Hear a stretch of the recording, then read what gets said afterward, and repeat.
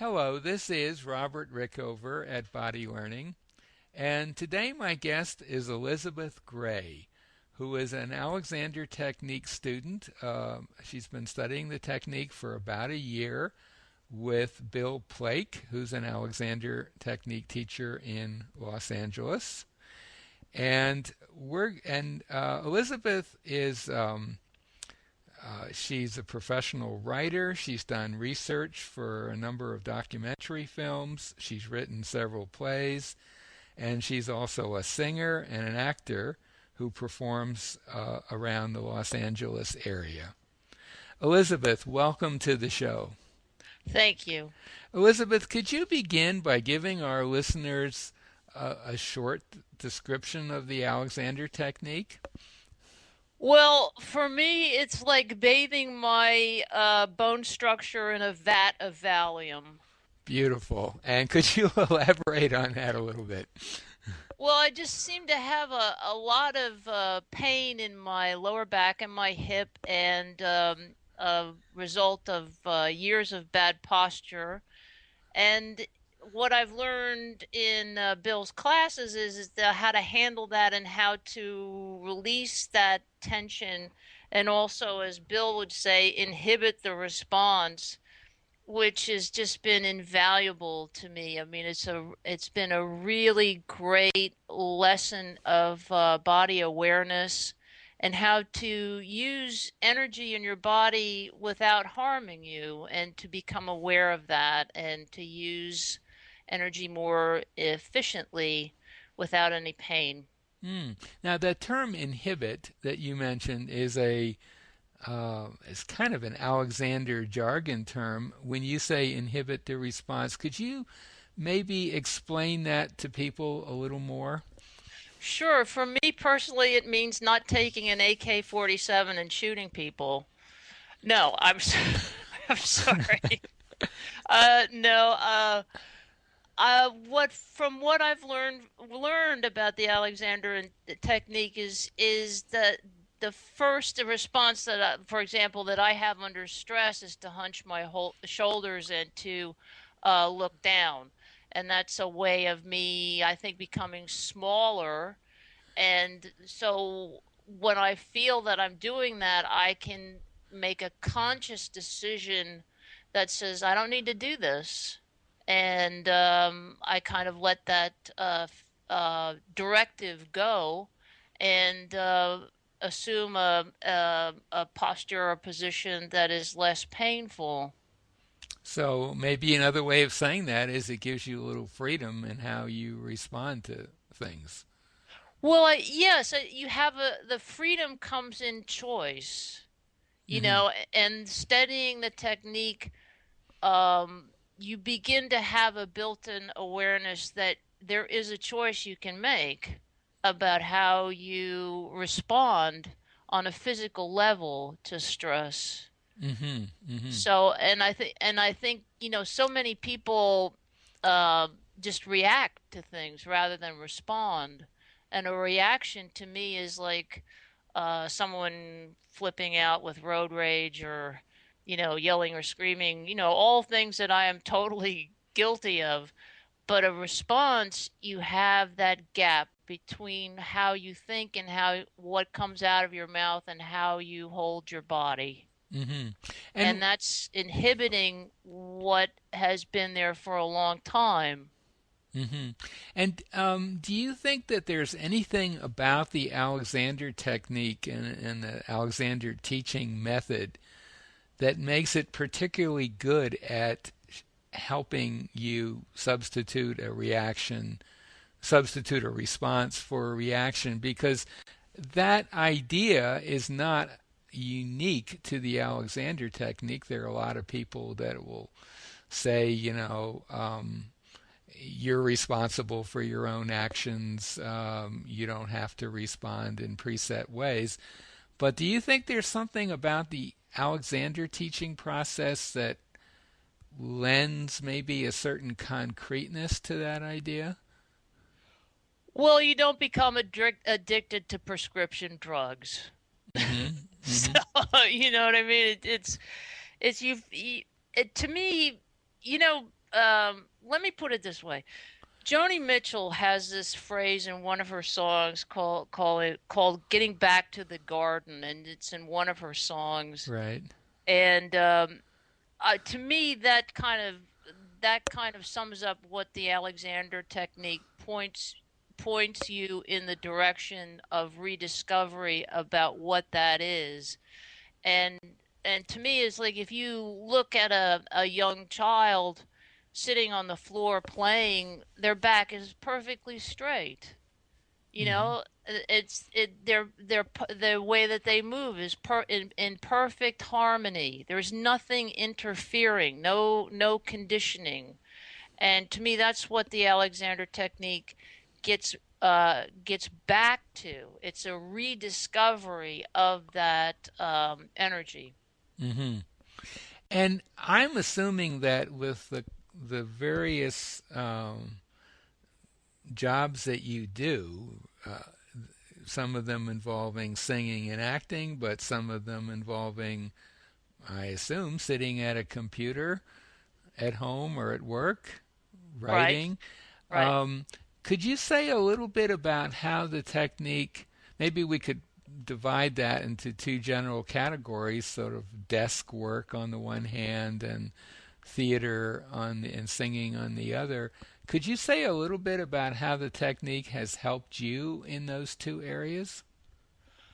Well, for desk work, I don't have the problem of ADD. As a matter of fact, like when I'm at the desk editing video or writing or researching something, I have this concentration that is just very powerful, and it's very focused. But what I find is the more I get into it, the more I have that anterior pelvic tilt, which you saw in my video, Mm-hmm.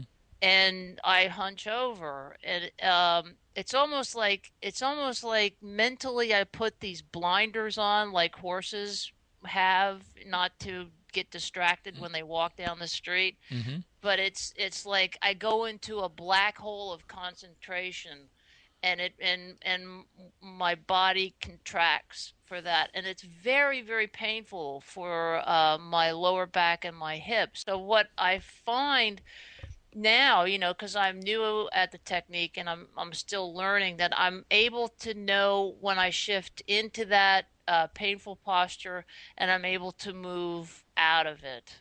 And you So can that move out of it and still have the concentrate. concentration you need for the work. Yeah, Right. yeah. But I mean, it's really it's quite powerful. Once I get to that state, it's like I don't know. I get into a flow or a trance on what I'm doing, and it really is both wonderful and at the same time, it can really beat up my body if Right, I'm not right. careful. Because I think a lot of people might assume that kind of losing track of yourself, your physical mechanism, would be the price you have to pay for that level of concentration. But your experience is that with Alexander lessons, you can look after yourself and be focused on your work. Yeah, because I mean, what brings me out of that trance is that tremendous pain, and I'm thinking, Hmm. oh, this is not good. But now, since the Alexander technique helps me to focus on movement, just having kind of a third eye sense about how I'm moving and is it hurting me, kind of ingrained within that decision making process of between like the garden and my conditioning. There is now that middle ground that says that has the choice of, okay, I'm hurting, what can I do? That's new. Hmm.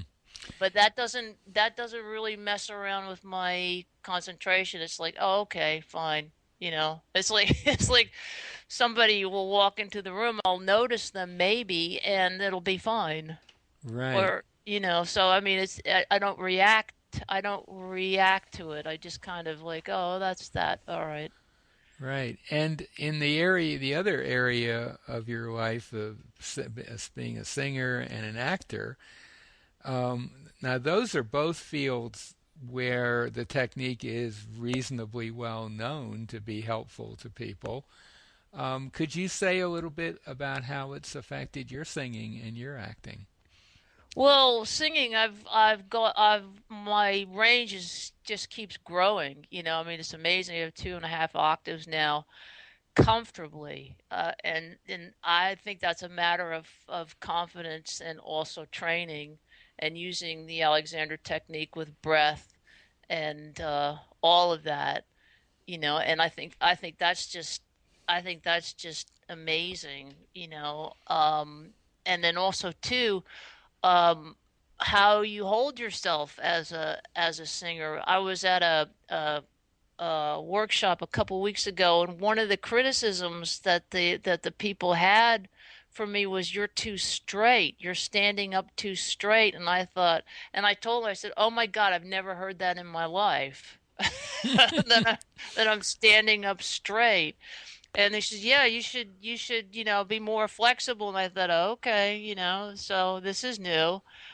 So that's helped me with that, and with performing, I audition an awful lot out here for commercials and everything, and what I've learned from the Alexander technique on that is my habitual way of standing is to be forward and down, and Bill taught me this. You just roll back just a little bit. You think you're going way back on your heels, but you're not. So I do that. You Hmm. know, I do a lot of print work auditions where it's what we call in the trade a book and look. Where you have like 3 seconds before a camera, and you just have to be totally on, and I do that Bill taught me, and so far they keep calling me back, so I can't complain. Right. And that what you mentioned just now, the coming back a little bit from your ankles, I guess. Is that how Yeah, you just describe it? That yes, it illustrates something, a kind of a basic Alexander idea that I'm sure Bill has talked to you about, which is that we often have, uh, well, basically incorrect information about ourselves. We think we're doing one thing, and in fact, we're doing something quite different. And it sounds like in your case, you had developed a little habit of standing a bit forward and as you say, forward and down, right, which felt like up to you. And then when someone moved you back a little bit, it felt like, as you say, like you were about to fall over, although I'm sure you noticed that you didn't fall over, right? exactly. And that does it does illustrate that point of incorrect perceptions, I guess you could call it, of our situation. Is there anything else or any other area that you'd like to talk about in terms of your experience with the technique? Just that I seem to be enjoying life a lot more. I don't take things so seriously anymore. And it's just studying has just been so much fun. I'm able to laugh at my mistakes, and it's given me a lot of confidence as well, and a lot of courage to go out and try new things. So I'm hoping your listeners who haven't tried the Alexander technique will give it a go, because it's really, really something, and it's so simple. But the simplest things are the hardest to do. Hmm. And that's about it. Do you have any advice for potential students of the technique? Oh, just jump in and hang in there. Hmm. I mean, just and have a sense of humor, because I mean, you have to, learning anything, you have to be willing to make mistakes. and let your ego go and be consistent, which is also very difficult for people to do, including me, is to be consistent at a change. Hmm. But like I said, change happens on the inside. It's not all outside. It's all inside, and this technique is all about addressing those things which we're unaware of on the inside. Well, I always tell my new students something I probably would not have to tell you, which is have fun with it. Oh my God, I yes. mean, this is can be one of the most enjoyable learning experiences you can have. Oh yeah. Hmm. Well, maybe this would be a good place to end our talk. Okay. My guest today has been Elizabeth Gray, um, who is an actress, a singer, uh, done research for documentaries, a writer. She's done just about everything. And she is a student of Bill Plake, who is an Alexander Technique teacher in Los Angeles. Um, and if anything we've talked about intrigues you, we're going to put a link. We're going to certainly put a link to Elizabeth's website. We're going to put a link to Bill Plake's website. If you're in the Los Angeles area, he'd be a good person to contact. And we're also going to put a link to a site which will help you find a teacher anywhere in the world. Elizabeth, thank you so much for being on the show today. You're welcome. Thank you, Robert.